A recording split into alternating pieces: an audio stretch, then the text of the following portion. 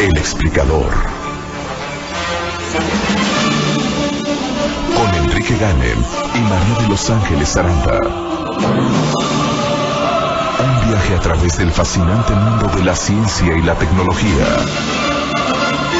El explicador.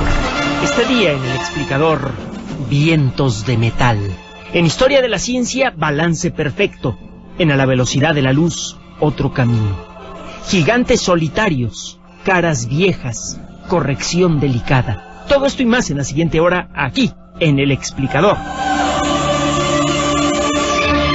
Buenas noches, es jueves 19 de mayo de 2011. Los saludamos María de Los Ángeles Aranda y Enrique Ganem. Y si no leo el dato, ni se lo digo bien, luego ni sé cuándo vivo.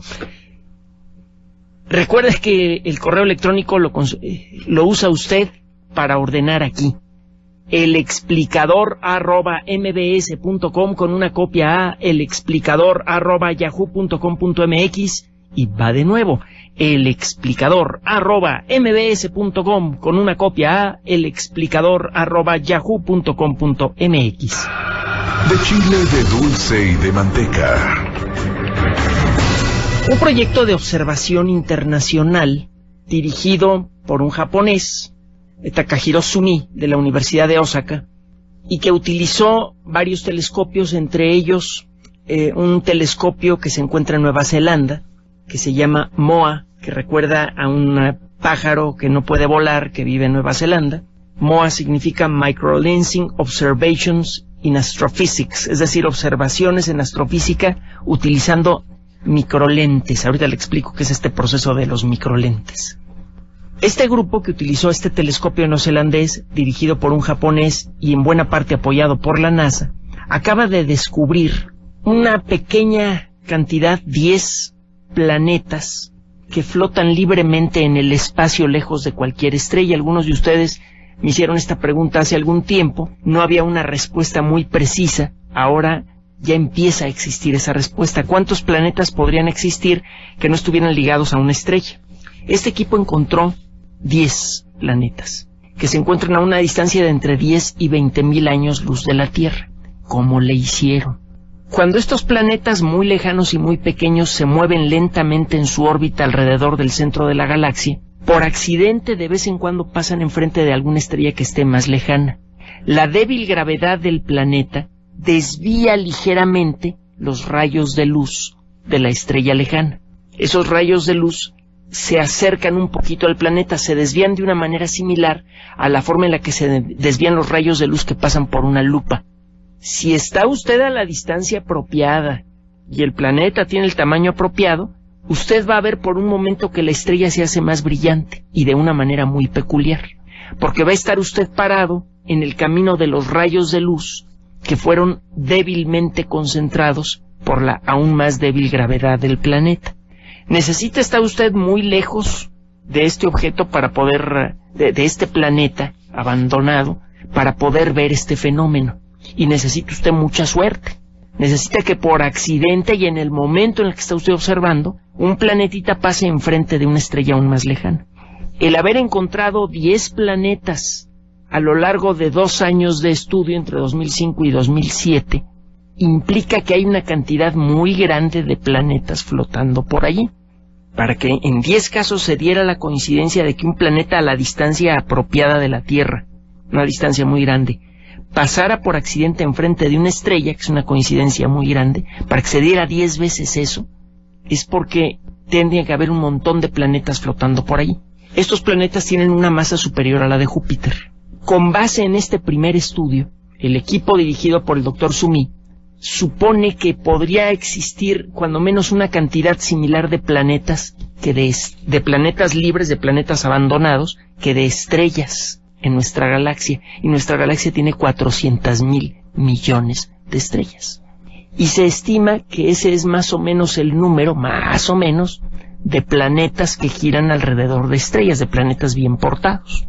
Más o menos en términos generales, hay un planeta libre, abandonado, que flota solo en el espacio, por cada estrella que hay en la galaxia. Otra forma de decirlo es que hay aproximadamente un planeta rodando por ahí, sin contacto con ninguna estrella, por cada planeta que sí gira alrededor de una estrella. Si podría existir vida o no en un planeta así, se antoja muy poco probable, pero quién sabe, la vida es bien resistente. Y además es un fenómeno que todavía no acabamos de conocer bien, como para decir más allá de toda duda si puede o no puede existir en un ambiente así. Por otro lado, un grupo de investigadores ingleses y alemanes acaban de revelar una serie de imágenes espectaculares de la cara de un animal que vivió hace 49 millones de años. Los fósiles en ámbar son relativamente comunes. Es más o menos fácil comprar un pedacito de ámbar que tenga un insecto chiquitito adentro. Si el insecto es grande, si no es un insecto, pues una lagartija, por ejemplo, o si se trata de una especie desconocida para la ciencia, el fósil ya no se vende. Y si lo llega a tener usted en casa, aguas porque le pueden jalar las orejas. Desde hace ya casi 110 millones de años existen árboles que generan resina que con el paso de los años y en las condiciones apropiadas se convierte en ámbar. Esta resina puede atrapar insectos y otros animales y puede conservarlos por muchos millones de años. No se conserva realmente el animal se descompone y queda una película negra en el interior de la pieza de ámbar, pero queda un hueco con la forma exacta del organismo, incluso a nivel celular, de la parte exterior del organismo, y usted desde afuera puede tomar fotografías o tomar imágenes con rayos X, y con eso puede usted generar imágenes de organismos del pasado.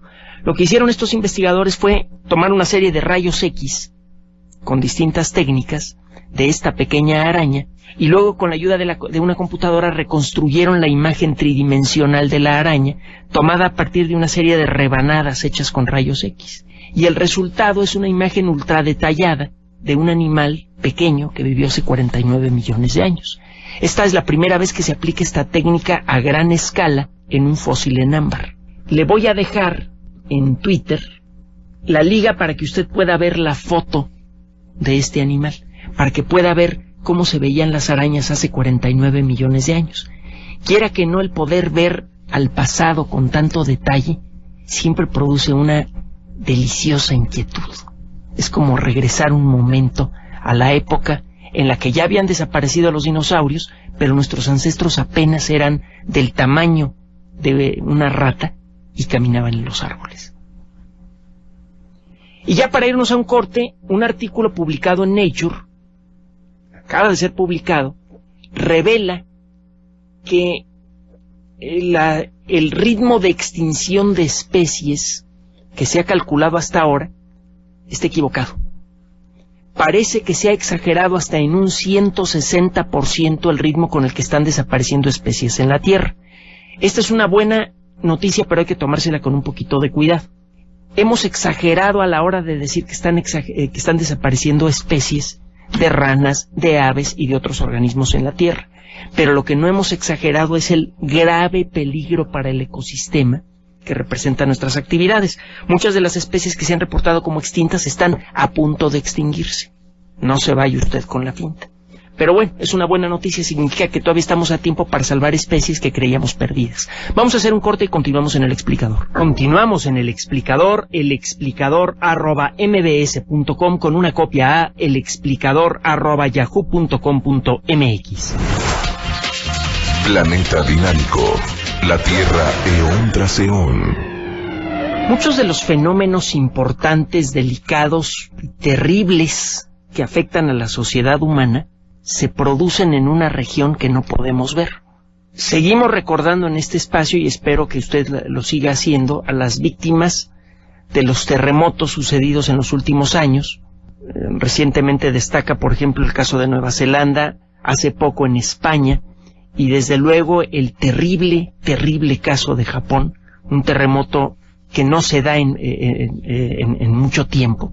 Estos eventos suceden como consecuencia del lentísimo pero imparable movimiento del material que forma a casi toda la Tierra. Estamos acostumbrados a pensar que la Tierra es una cosa sólida, y la realidad es que la Tierra, el estado general, el estado físico general del planeta es esencialmente líquido. En el centro de la Tierra, el núcleo, es una esfera del tamaño de la Luna aproximadamente, hecha de hierro sólido, rodeada por una capa de acero inoxidable, una mezcla de hierro y níquel. El resto de la Tierra, el manto, que representa la mayor parte del volumen terrestre, está hecho de roca semilíquida fundida, y existe una corteza delgadita, que en el mejor de los casos tiene un espesor como de 100 kilómetros, en casi todos lados el espesor es menor, que está hecho, eso sí, de roca sólida. El centro de la Tierra está hecho de material sólido, a pesar de tener una temperatura espantosa de más de 5000 grados centígrados, por la enorme presión que existe allí. El peso entero de un planeta cae sobre el núcleo de la Tierra, y eso lo mantiene sólido a pesar de la temperatura. El núcleo interno es sólido, el núcleo exterior no. El núcleo exterior es una mezcla líquida muy pastosa de hierro y níquel, es acero inoxidable fundido. Y ese acero inoxidable se está moviendo continuamente. Vea usted lo que le ocurre al agua cuando la calienta usted para prepararse un café o un té. Si deja caer unas gotitas de té o de orégano o de lo que usted quiera en el agua, luego la va a tener que echar a la tarja y va a tener que lavar la ollita para hacerse su café, pero si hace usted el experimento verá que las hojitas que echó usted no se quedan siempre en la superficie, comienzan a hacer un viaje circular, bajan al fondo, vuelven a subir, vuelven a bajar. A este movimiento se le llama convección. Los líquidos cambian su densidad según la temperatura. Cuando se calientan se hacen menos densos y flotan, y cuando se enfrían se hacen más densos y se hunden. El agua se calienta por el contacto con la llama, que se encuentra en la parte de abajo de la ollita. Eso hace que el agua se haga menos densa y suba, y su lugar es ocupado por el agua que estaba en la superficie, que ha tenido la oportunidad de enfriarse un poco. Este proceso de convección ocurre con el aire también, por eso siempre sopla aire en el mar en ciertas latitudes, los famosos vientos alisios, que van del Ecuador hacia los polos, y también sucede lo mismo en el corazón de la Tierra. Al ponerse en contacto con zonas de diferente temperatura, el metal, el acero inoxidable fundido que forma a la parte externa del núcleo, se mueve de una manera similar a la forma en la que se mueven los vientos alisios. En el corazón de la Tierra hay vientos de metal. Este movimiento se sabe que existe desde hace mucho tiempo, pero ha sido estudiado con más detalle por un grupo de investigadores de la Universidad de California en San Diego, del Instituto Indio de Tecnología, desde luego en la India, y de la Universidad de Leeds, en Inglaterra. En la Gran Bretaña. Tiene usted 3 universidades de 3 lugares diferentes del mundo, con talentos diferentes, juntaron sus capacidades y desarrollaron un modelo de computadora que a la hora de ser colocado en una computadora poderosa, reproduce bastante bien lo poco que sabemos sobre el núcleo de la Tierra.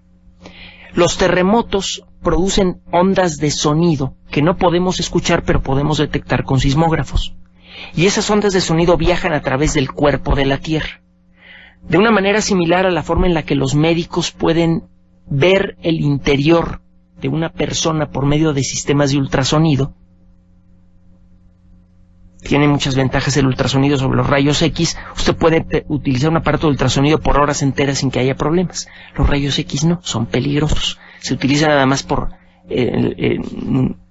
minutos nada más, o por segundos en algunos casos. Con los sistemas de ultrasonido usted puede ver el interior de una persona, por ejemplo, sin dañarla. Y con los sistemas de infrasonido, que funcionan con los mismos principios que usan los sismólogos, se puede ver el interior de la Tierra. Y se puede ver precisamente la forma del núcleo, se puede ver como grandes burbujas de lava se van abriendo camino lentamente desde el núcleo a través del manto hasta la superficie terrestre. Este proceso puede tomar 100 millones de años. pero puede tener consecuencias increíbles y tremendas en la superficie terrestre. Cuando una de estas superburbujas de lava caliente choca contra la parte de abajo de la corteza, la empieza a desgastar, y tarde o temprano, por alguna de las grietas que se puedan llegar a formar, puede empezar a salir lava en cantidades verdaderamente bestiales. Esto sucedió hace más o menos 251 millones, bueno, casi exactamente 251 millones de años, y se llenó una zona gigante que todavía podemos ver en Siberia con lava. Se cree, aunque hay gente que duda esto, pero bueno, se cree que esta erupción volcánica que duró miles de años y que llenó con el equivalente a un mar pequeño a una zona grande del planeta, Siberia, provocó los cambios climáticos que generaron la peor extinción en masa de toda la historia. Lo que vale del estudio de estas personas, digo, eso lo sabemos desde hace tiempo, la existencia de estas burbujas de lava, que estas burbujas de lava se mueven muy lentamente, que estas burbujas de lava se originan en el núcleo, pero lo que vale más de este estudio, de los investigadores de estas tres universidades, es que por primera vez han generado un modelo matemático que parece que funciona muy bien, muy detallado, que permite modelar lo que pasa en el núcleo externo de la Tierra. Allí en donde existen estas corrientes de convección de acero inoxidable, es en donde se crean las condiciones para que una parte del manto se caliente y empiece a subir. El acero inoxidable se queda abajo, pero calienta a la lava del manto, la hace más ligera y comienza su camino hacia la superficie terrestre. Si este modelo es correcto, nos va a permitir entender mejor qué es lo que está pasando en lugares como el Parque Nacional de Yellowstone, que se encuentra abajo de una de estas superburbujas, que tardó cerca de 100 millones de años en llegar hasta la base de la corteza en donde se encuentra en la actualidad, y de ese entendimiento bien podría depender nuestro futuro como especie. Ahí tiene usted. Este asunto de estudiar piedritas y jugar con computadoras para simular babosadas que ocurren a miles de kilómetros de distancia de nosotros pueden llegar a ser cruciales, cuando menos para entender y en una de esas para anticipar los peores momentos que nos ofrece la naturaleza aquí en la superficie terrestre. Hacemos un corte y continuamos en El Explicador. El Explicador, para entender la ciencia. Continuamos en El Explicador, elexplicador@mbs.com, con una copia a elexplicador@yahoo.com.mx, y seguimos con usted. Explícame, explicador, lo que siempre quiso saber y nunca se atrevió a preguntar. Gracias por sus comentarios con respecto a los programas que tuvimos sobre cuestión de contaminación, sobre la cuestión nuclear. Hay mucha discusión con respecto a qué tan bien hecho está el diagnóstico de el caso de Fukushima y qué tan bien está construida la escala que sirve para evaluar los accidentes nucleares. El accidente de Fukushima liberó 10 veces menos radiactividad que el de Chernóbil. Además, el de Chernóbil ocurrió en tierra firme y muy cerca de una ciudad muy grande. El de Fukushima ocurrió a la orilla del mar y la mayoría de la radiactividad fue a parar al mar.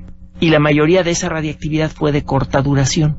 Acuérdese que la radiactividad es un proceso que hace que los átomos de ciertos elementos químicos exploten.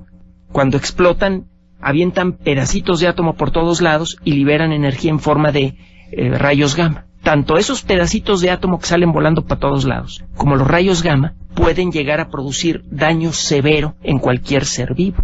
Si a usted le cae un poco de polvo rico en sustancias radiactivas, esos átomos a la hora de estallar van a estar bañando su cuerpo con radiactividad y lo van a dañar. Hay elementos radioactivos que permanecen radioactivos por muchos años. Es decir, en que la probabilidad de que cada átomo explote en un momento dado es baja. Si a usted le cae un poco de uranio en la piel, de uranio 238, va a estar midiendo radioactividad de manera continua y lo va a hacer por muchos, muchos años. Si agarra usted 1 kilo de uranio 238 y se espera 4.500 millones de años, va a encontrar que la mitad de los átomos ya explotaron y los otros todavía no. Tendrá que esperarse como unas 10 veces esa cantidad de tiempo para que desaparezca todo el uranio, o prácticamente todo. Otros elementos químicos como el yodo tienen una vida media de pocos días. Es decir, en unos cuantos días, la mitad de esos átomos radioactivos ya tronaron. Si usted logra aislarse de estos materiales radioactivos durante un mes o dos, se acabó el problema, se acabó la radioactividad. El accidente de Fukushima fue catalogado con el mismo número, el más alto en la escala internacional de medición de accidentes nucleares, que el de Chernóbil, a pesar de que las consecuencias fueron muy diferentes. Es necesario corregir esa escala y muchos de ustedes me han comentado al respecto. ¿Por qué un tren de nuestro transporte colectivo cuando cambia de carril hay un resplandor? Bueno, pasa con cualquier tren eléctrico en el mundo. Lo ve usted también en Europa, por ejemplo, en donde los trenes eléctricos son muy comunes. ¿Qué es lo que sucede? Cuando usted cambia, la electricidad que mueve a estos trenes es transmitida por una barra metálica que va en la vía. Cuando usted cambia de vía, tiene que los contactos de uno de los vagones tienen que dejar de tocar a la barra que lleva electricidad de la vía en la que va usted. Durante un momento no tocan nada y luego empiezan a tocar la barra de conducción de electricidad de la vía a la cual acaba usted de cambiarse. Al entrar en contacto con esta barra, que es de alto voltaje, se produce una chispa al comenzar a pasar la electricidad de nuevo hacia los motores eléctricos de su vagón. Cuando un tren da la vuelta, al cambiar de vía, deja de estar en contacto, cada vagón, uno detrás de otro, dejan de estar en contacto con la vía vieja. Durante un momento no están en contacto con nada y luego entran en contacto con la vía nueva. Cuando esto ocurre se produce una chispa, es perfectamente normal, no es peligroso ni mucho menos. También en la misma carta pasan un video para quitar óxido de materiales oxidados utilizando electricidad de bajo voltaje, la electricidad que sale de un eliminador de baterías, que es electricidad, es corriente directa, es decir, es una corriente eléctrica que fluye siempre en la misma dirección y que también si le echan ustedes un poquito de refresco embotellado, y por alguna razón siempre escogen el mismo, de color negro, pero pasaría lo mismo con cualquier otro refresco embotellado, efectivamente se le quita el óxido a los metales. ¿Por qué? Bueno, es muy fácil. Para comenzar, el proceso que permite que el oxígeno se le pegue a los metales es un proceso eléctrico. Brincan electrones de los átomos de hierro hacia los átomos de oxígeno. El átomo de oxígeno le roba electrones al átomo de hierro. Cuando eso pasa, ambos quedan desbalanceados eléctricamente y se pegan. Si usted hace pasar electricidad, puede restaurar el balance de los átomos de hierro, se sueltan de los átomos de oxígeno y se ve el óxido.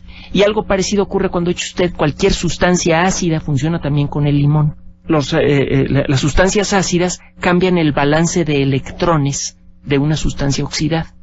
Eso, por cierto, no significa que los refrescos sean peligrosos, ¿eh? No, ya comentaremos esto más adelante.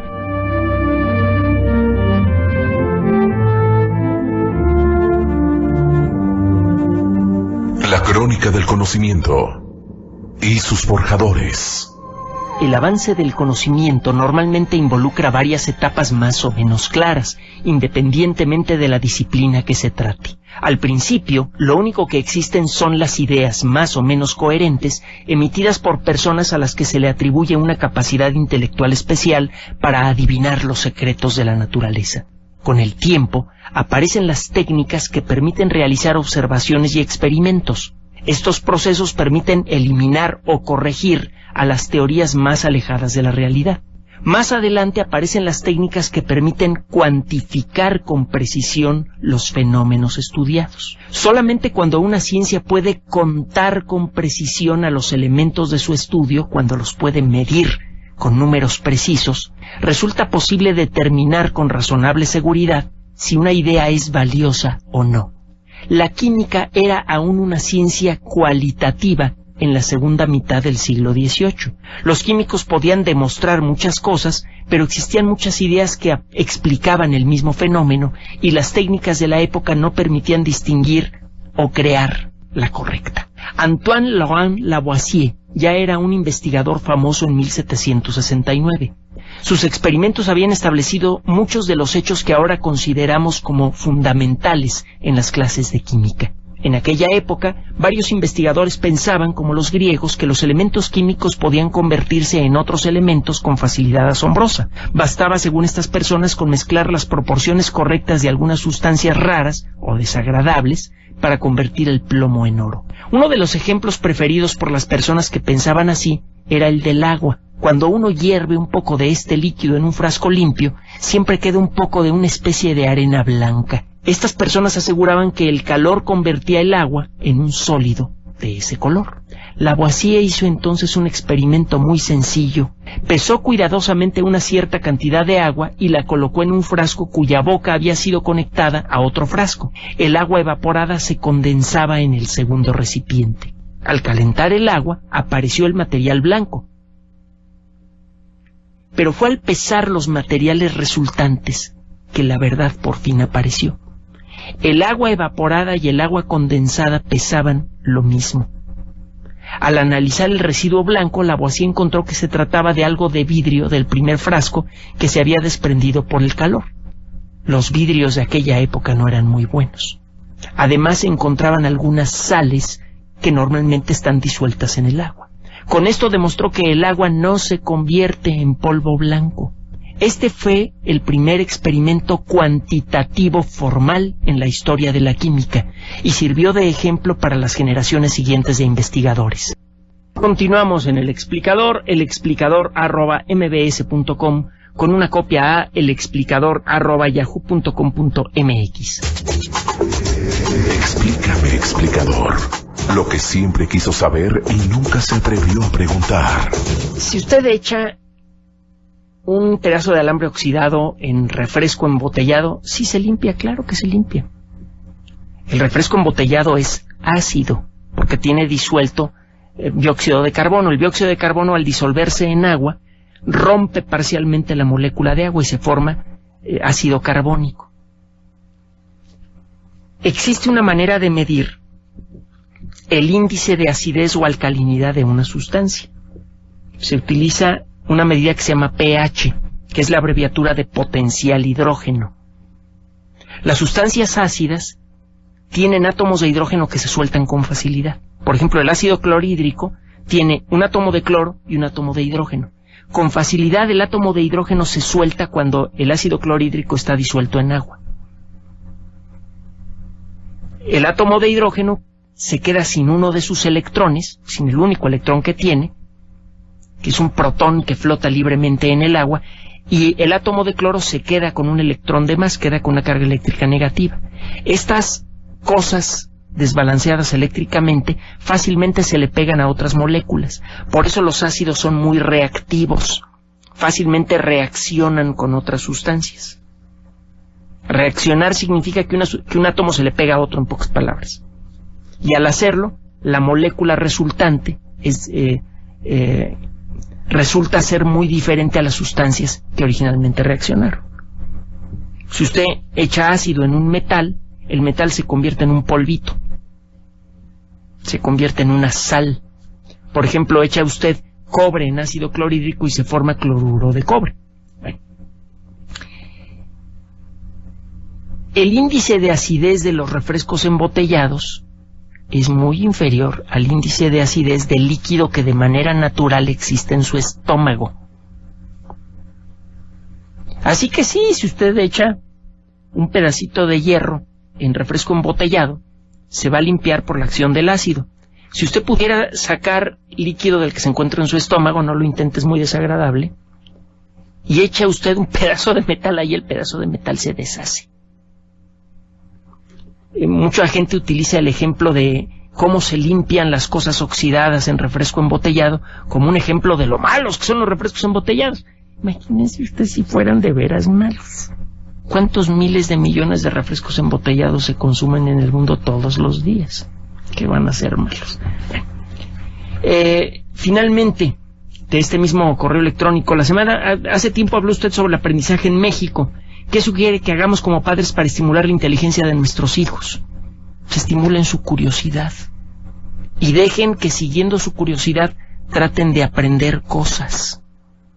Hay procesos, hay técnicas de enseñanza que enseñan esto de manera sistemática. Hay varias técnicas diferentes. La técnica inventada, desarrollada por María Montessori, por ejemplo, pretende conseguir esto, y hay otras técnicas diferentes que pretenden conseguir lo mismo. Los niños son naturalmente curiosos.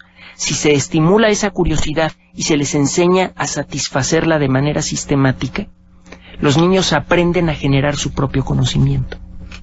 Y eso es muy, muy importante. Gracias por las cartas que seguimos recibiendo. Varios de ustedes sugieren temas diferentes para los días martes. Díganme, por favor, ¿qué esperan ustedes escuchar los martes? Recuerden el explicador @mbs.com, con una copia a el explicador @yahoo.com.mx.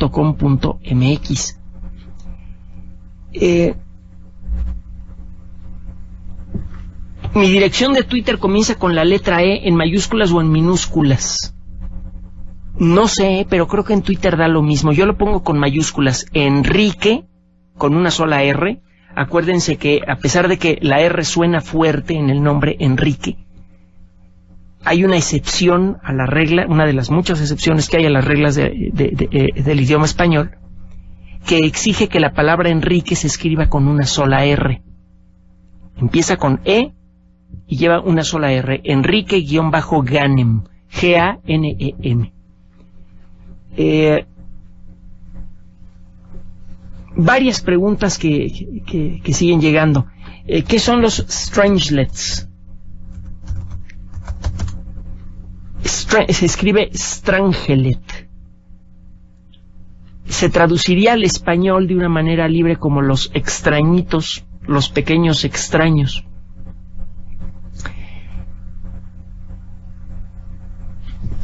Acuérdese que la materia está hecha de partículas fundamentales. Toda la materia que vemos, que es muy diferente, el plástico de la carátula de esta computadora, el metal de esta pluma, las sustancias de estas pastillitas que tengo aquí enfrente, de hierbabuena, el agua, el aire, todos esos materiales tan diferentes están hechos todos de lo mismo, de protones, neutrones y electrones.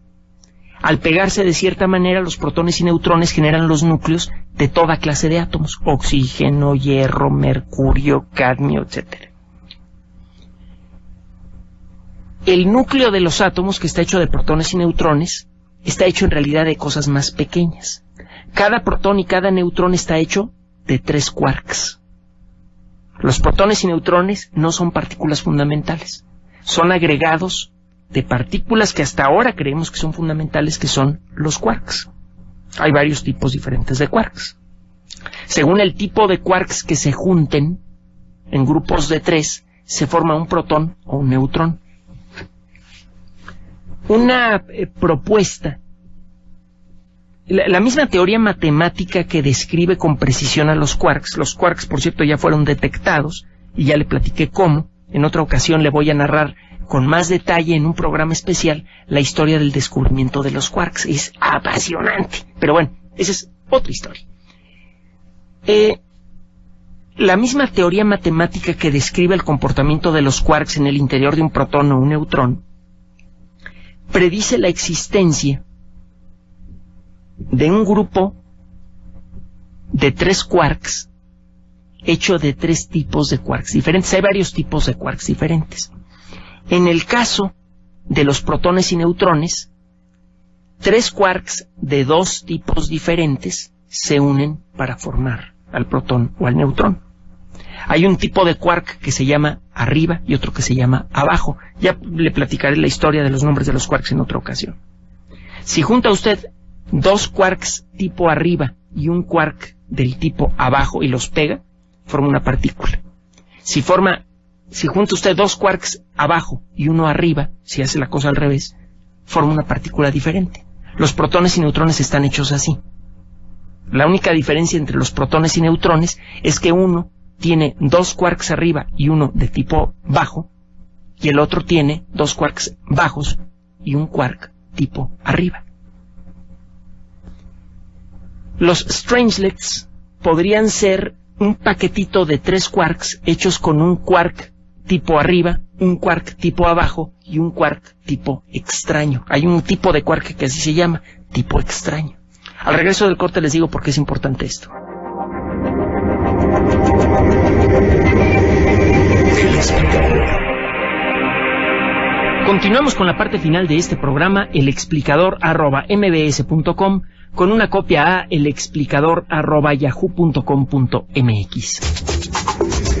Explícame, explicador. Lo que siempre quiso saber y nunca se atrevió a preguntar. Las propiedades, las características de una partícula subatómica, bueno, las propiedades de la materia dependen directa y exclusivamente de las propiedades de las partículas que la forman. Las propiedades del oxígeno dependen de las características de los protones y neutrones que hay en el núcleo y de los electrones que hay alrededor. Si pudiésemos manipular esas características, podríamos hacer maravillas, podríamos convertir en oro cualquier cosa, por ejemplo, en casa y con mucha facilidad. Tarde o temprano vamos a tener ese conocimiento. Quién sabe cuánto tiempo tarde en llegar a nuestras manos, pero tarde o temprano vamos a poder juguetear dentro de ciertos límites con las características que tienen las partículas subatómicas. Y ese día vamos a ser los amos de la materia. Por eso es tan importante estudiar física.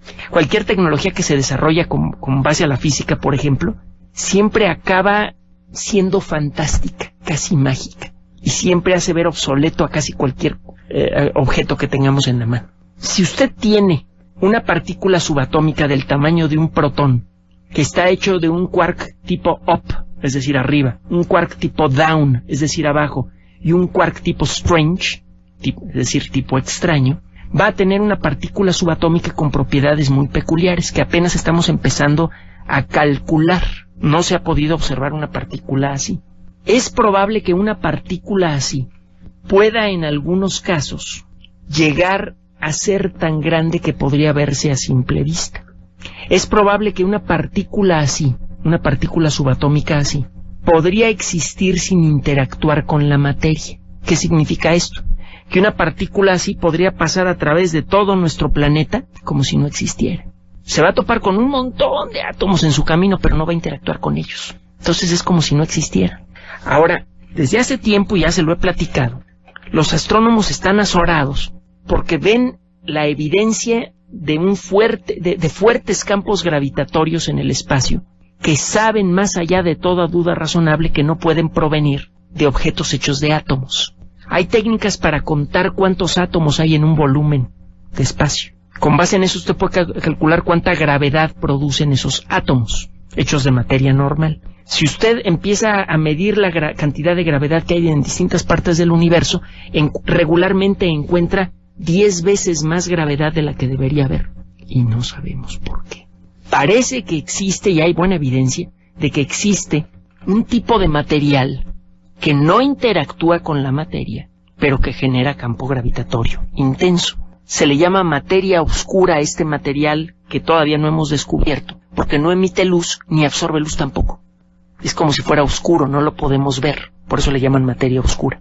Sabemos que existe y no sabemos de qué está hecha. Una posibilidad es que esté hecha de strangelets. Es un candidato para explicar por qué existe la materia oscura. Existen otras teorías candidatas para explicar qué es la materia oscura, pero el problema es que no ha sido posible detectar de manera segura, de manera repetible, un ejemplar de materia oscura. Ya han ocurrido un par de casos, y uno de ellos se lo narré en este espacio, en que los detectores de un gran acelerador de partículas de pronto generan una señal que no puede haber sido producida por una partícula de materia conocida para la ciencia. Pero como no se puede repetir esa lectura, los científicos no están seguros si la máquina sufrió una pequeña descompostura temporal o realmente detectó un cachito de materia oscura. El que logre detectar un ejemplar de materia oscura de manera repetible se va a ganar el premio Nobel tan rápido que se va a quedar mareado. Es uno de los grandes misterios del universo. No sabemos de qué están hechas 4/5 partes de la materia del cosmos. Está hecha de materia oscura. Una de las explicaciones son los strangelets. Sobre los factores de transferencia me siguen preguntando. Acuérdense que los factores de transferencia son sustancias que modulan, controlan el comportamiento del sistema inmune. Y cada vez es más claro que si pudiésemos perfeccionar nuestro sistema inmune, viviríamos mucho más y eliminaríamos la gran mayoría de las enfermedades que ahora nos aquejan. Muchas enfermedades importantes como el lupus, como la artritis reumatoide, etcétera, son producto de un mal funcionamiento del sistema inmune. Otras enfermedades como el cáncer se curan solas cuando de pronto el sistema inmune, por causas que todavía no entendemos bien, de pronto reconoce a las células cancerosas y se le van encima. Pasa, por ejemplo, con el cáncer de vejiga, cuando le ponen a una persona la vacuna contra la tuberculosis. Fíjese qué cosa tan rara. Por alguna extraña razón que todavía no se entiende bien a nivel bioquímico, la vacuna contra la tuberculosis, que no es muy buena que digamos, nada más protege contra una variedad agresiva de tuberculosis que le pega a los jóvenes, no contra todas las variedades, como que le da una cachetada al sistema inmune y de pronto el sistema inmune se da cuenta que está rodeado de células cancerosas, se las come de un día para otro. No siempre funciona, pero cuando funciona el resultado es espectacular. Una persona que ya está invadida con cáncer que proviene de la vejiga, nada más de la vejiga, cuando sufre este fenómeno, cuando experimenta este fenómeno, al día siguiente está bien, completamente curada. Vamos a platicar sobre los factores de transferencia. No existen terapias que funcionen bien con factores de transferencia. Hay terapias experimentales que van por buen camino, pero todavía no existen terapias experimentales que realmente funcionen como se espera que vayan a funcionar en el futuro. A la velocidad de la luz. Un vistazo a los confines de la ciencia y la tecnología. Un grupo de investigadores dirigidos por científicos de la Universidad Monash de Australia acaban de publicar en Nature Chemistry un artículo que viene a ponerse a la altura de otros artículos importantes sobre el tema del que les voy a hablar en un momento más. Uno de los grandes problemas para reemplazar al petróleo es que necesitamos alguna otra sustancia combustible que genere mucha energía al quemarse, pero que no genere contaminación. Esa sustancia existe, de hecho es la más abundante que hay en el universo, es el hidrógeno. El 90% del universo está hecho de hidrógeno. Aquí en la Tierra hay una gran cantidad de hidrógeno, por ejemplo, ligado a moléculas de agua. El problema es que ese hidrógeno está muy pegado a los átomos de oxígeno. Con las técnicas actuales hay que gastar mucha energía y por lo tanto mucho dinero y generar mucha contaminación para separar las moléculas de agua y poder guardar el hidrógeno en un tanque. El utilizar la luz del sol por medio de fotoceldas todavía no es practicable porque las fotoceldas actuales todavía no son eficientes. Pero lo que encontró el grupo dirigido por Leone Spicchia de la Escuela de Química de la Universidad Monash es que con la ayuda de un mineral común basado en el manganeso, es un mineral muy común que se puede encontrar en cualquier parte del mundo, se llama virnesita. Basta con calentar un poquito el agua o aplicarle un poco de electricidad para que las moléculas de agua se rompan rápidamente. Con esta técnica y con un poquito de electricidad como las que generan las fotoceldas poco eficientes de la actualidad, se puede generar mucho hidrógeno. Una técnica así podría en el corto plazo y de manera ridículamente barata permitirle a cualquier país generar suficiente combustible para todas sus necesidades. El día en que eso ocurra a escala comercial, se acaba la era del petróleo y todas las guerras que ha provocado. Gracias por su atención. Recuerden elexplicador@mbs.com con una copia a elexplicador@yahoo.com.mx. Nos despedimos María de Los Ángeles Aranda y Enrique Ganem. Buenas noches. MBS 102.5 presentó El Explicador. Un viaje a través del fascinante mundo de la ciencia y la tecnología con Enrique Ganem y María de Los Ángeles Aranda.